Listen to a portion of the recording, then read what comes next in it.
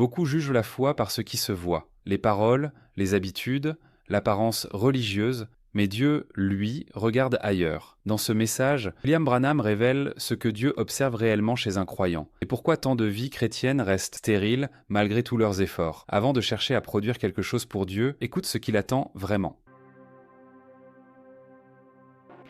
St. John, the first chapter, and let's begin at the 29th verse to read just a portion to draw a text from.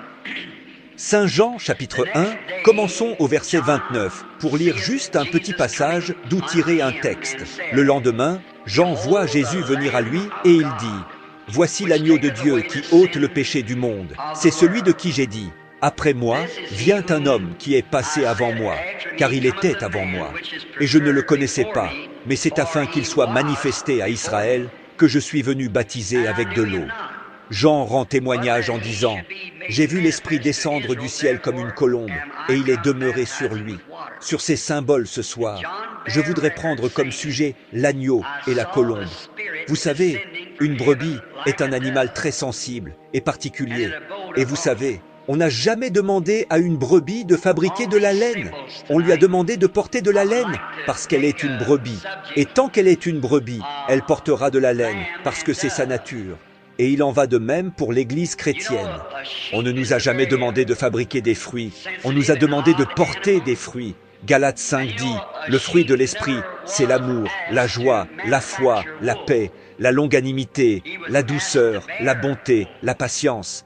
Ce ne sont pas des choses à fabriquer, ce sont des produits qui viennent de l'intérieur vers l'extérieur. La lumière extérieure que nous vivons prouve ce qui est à l'intérieur. Maintenant, nous avons essayé de fabriquer cela, de fabriquer les fruits de l'esprit. Et nous tombons toujours dans l'hypocrisie, parce qu'on ne peut pas fabriquer le christianisme. C'est une expérience par l'esprit qui vit en vous et qui porte du fruit de lui-même. Vous ne pouvez pas le fabriquer.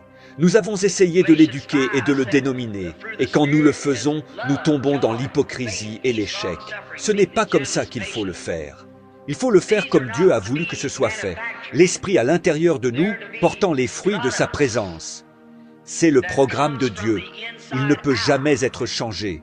Et ce soir, c'est un texte terriblement inhabituel, mais Dieu est inhabituel et il fait les choses d'une manière inhabituelle, à un moment inhabituel, avec des gens inhabituels. Il est tout à fait inhabituel. Et je pense que c'est l'une des instances les plus frappantes de toutes les Écritures. Lorsque cela a plu à Dieu, quand il voulait symboliser son Fils sur la terre, il l'a appelé un agneau, l'agneau de Dieu qui ôte le péché du monde. Et puis quand Dieu allait symboliser lui-même,